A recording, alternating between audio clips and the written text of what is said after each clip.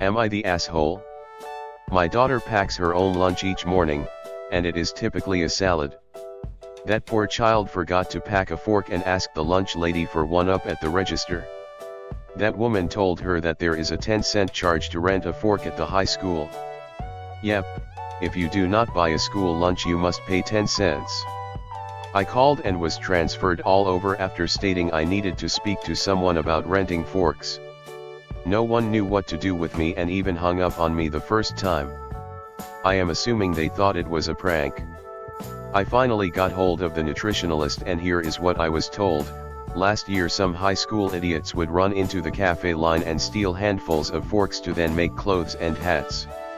I asked if the kids walking around in fork hats and shirts were caught and punished and she stated that they were.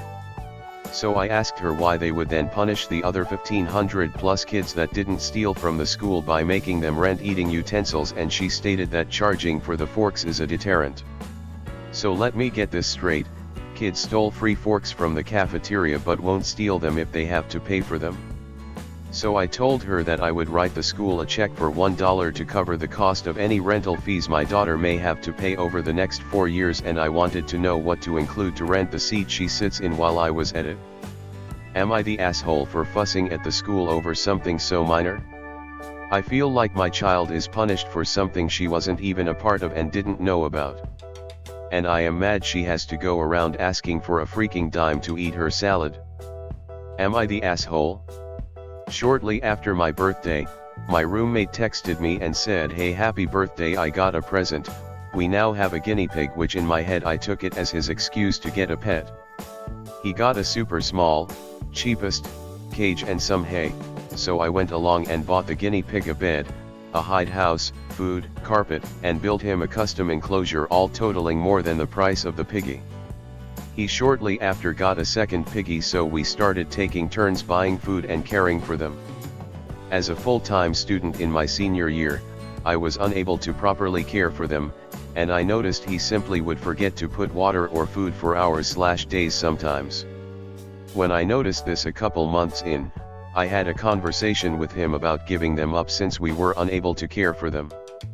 His exact words were, "I appreciate your concern, but I paid for them, they're my guinea pigs, and I'm not gonna get rid of them." It was at that point that I made it clear then that I would stop buying food and bedding. He continued to neglect them by not changing their water daily, forgetting to feed them, and refusing to change their bedding on a regular basis because it was too expensive, so they would just walk and sleep on their PP and POOPOO. Eventually I had it due to smell and ethical issues, and had a friend come and rescue them. We made it look like they broke the enclosure and escaped. My roommate was definitely suspicious of me, but I made sure my friend rescued them while we were both getting groceries, so I had an alibi. I know I did the right thing, but AITA for essentially stealing his piggies. Am I the asshole? My former husband, 42, came out as a transsexual woman last year.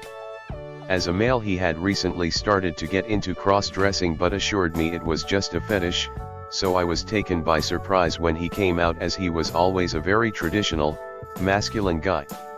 She, now Laura, has not started HRT yet but is living full-time as a woman. Laura and I no longer live together, but we share custody of my son, 10.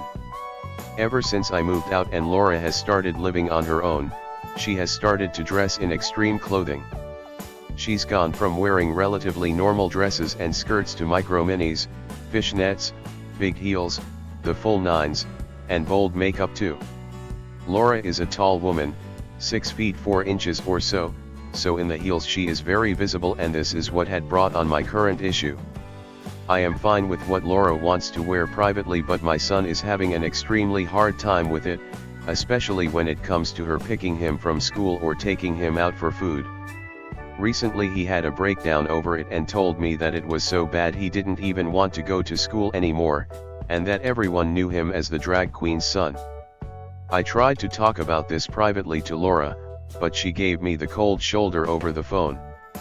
My son asked me to come out with him next meeting so we could bring it up together there. The moment she walked in all eyes were on us because of what she was wearing. People were obviously listening, and when I gently tried to bring up the topic and explain how our son was feeling, Laura became incredibly loud and angry over it and accused me of feeding my son lines because I was jealous of her confidence. To make matters worse, a table of nearby girls decided to join in and hurl abuse at me and tell me that I was a piece of shit for saying what I was.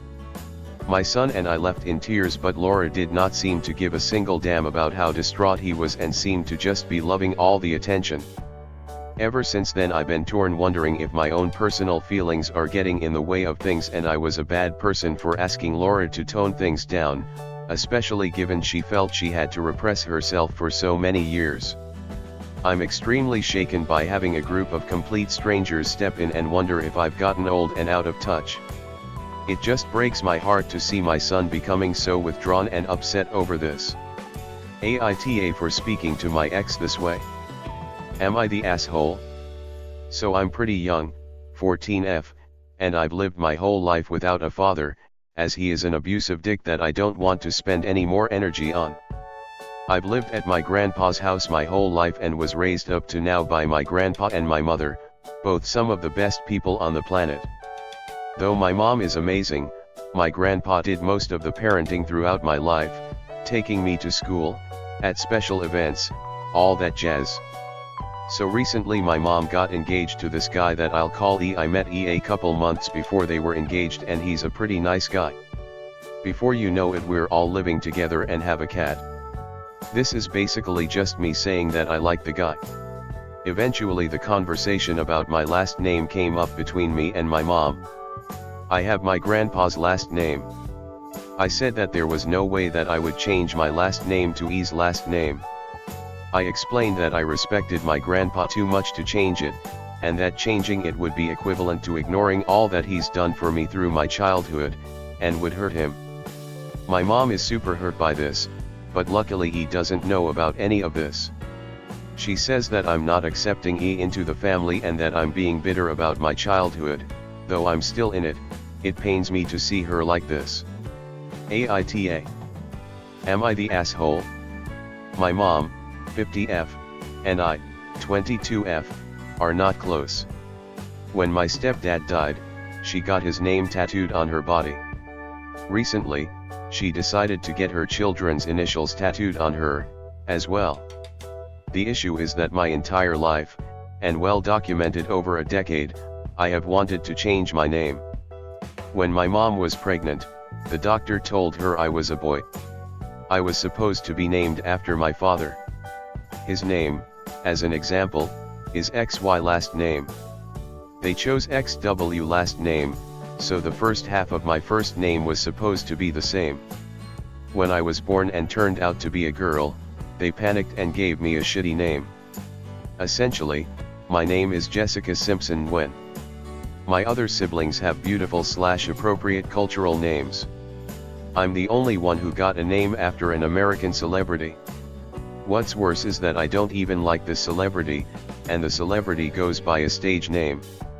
My parents have always joked about how they only gave me that name because the hospital TV was playing something with her in it when they were trying to pick a name. My passport expired this year, so I started the process of changing my name to something I personally like. After I already shelled out for it, my sister informed me that my mom got a tattoo of our names. My mom's side of the family is mad and want me to take back the name change paperwork, but I honestly don't want to. Their argument is that my mom got a permanent tattoo that features that name and that I should just tell people I want to go by my chosen name, which is another English name but less abhorrent to me. Am I the asshole? I met this beautiful Asian girl last year and we've been really enjoying our lives together so far. She is a wonderful human, very caring and loving, and extremely supportive of her family back home, third world country, and financially has been able to allow them to live quite comfortably, without jobs, in a nice house, etc. Initially when we met, I was really taken aback by this, and used the juxtaposition with white Western family dynamics to really view what I've been doing wrong with my own family all my life, specifically, giving zero fucks, and I really respect her for that. Fast forward several months, and I'm learning that her finances are an absolute mess. She has around 50k in non-mortgage debt, car loan, 10k in credit cards, miscellaneous other debts, while working like 70 hours a week.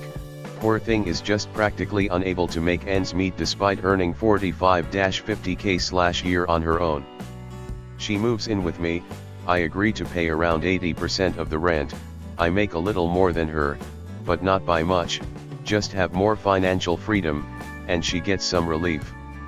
Around a month ago, she discovered she needed braces. Of course, being the loving boyfriend I am, I offered to help her pay for the braces. Everyone deserves to love their own appearance, but I added the stipulation that she needed to be more diligent about paying back her CC debt, which is a real black hole for a lot of the Western world, and she needed to get that demon dealt with first priority. She agreed, and we made a plan to spend the next year paying down her debts, getting her teeth fixed, and then looking towards some college so she can advance her career a little bit. Her family, however, also has needs. She has been back and forth trying to decide on a vehicle to buy them, which I advised should be A, cheap, B, reliable, C, not brand new, so she can still meet her finances back home. Come to find out, she has been suckered into signing a 5-year loan for a brand new Nissan, spent nearly 2k on a vacation, and another 1k that I chipped in for her to go back home, and figures this is a reasonable spend. Her family sees her as a cash cow, and they were extremely unsatisfied with options in vehicles that were 4 to 5 years older. They really wanted a brand new car, and waited for her to arrive back home so they could guilt trip her into signing for it. I'm pretty choked, and I feel like my own financial future is being challenged by her shitty choices, but I'm also not sure that I even approve of the "our daughter is abroad, of course we can afford X" attitude. I basically sent her some love over SMS today and told her that I love her, but I'm really worried about her financial choices, and it's getting to me. I'm half inclined to tell her I can't help with the rest of her finances if she is going to keep making extremely poor choices. I just don't want to send her that information while she's still on vacation, but it's eating me up inside. Am I the asshole? My daughter is 17, will be 18 soon. Her mother and I have been divorced since she was 1, married to my current wife since she was 3. Ex-wife and daughter are JW, which was one of the main reason we divorced since I am not.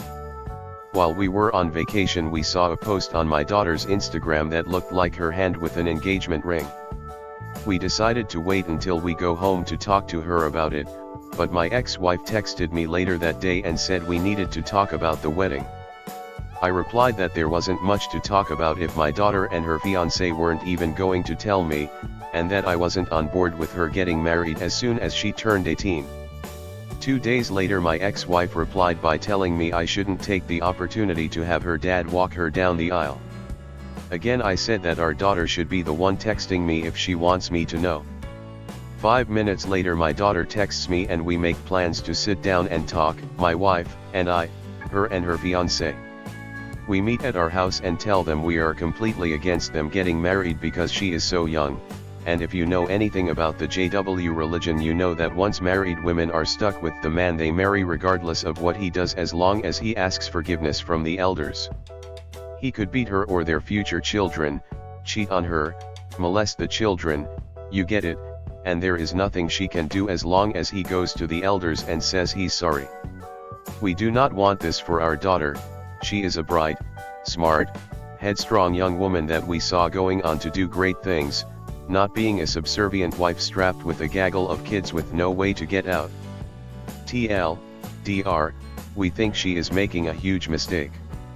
However, at the end of the conversation we said we would be at the wedding and would help them with a little bit of money, because as a father, like any man with a daughter, I always wanted to walk my little girl down the aisle.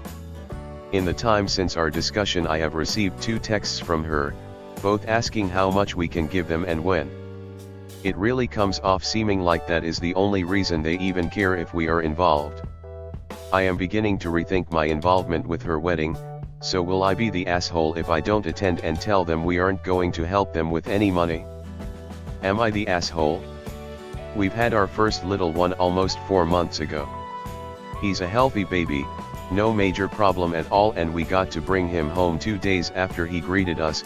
I don't know how it normally goes, but a lot of the babies I've seen being born made some visits in incubators and such, so I'm really glad. So here's the problem. Elliot hasn't been babysat quite yet, but my parents brought up the subject over the weekend of Elliot coming to spend a night over at their place, since they want to offer me and my girlfriend a day and night stay at the spa for my upcoming birthday, which is in 2 or so months. I said no, a firm no, because my parents are heavy smokers. They both smoke cigarettes and weed in their home and have been doing so since way before I was born. I've had terrible breathing problems growing up, and while I do know that the smoking wasn't necessarily 100% to blame, I do know it didn't help.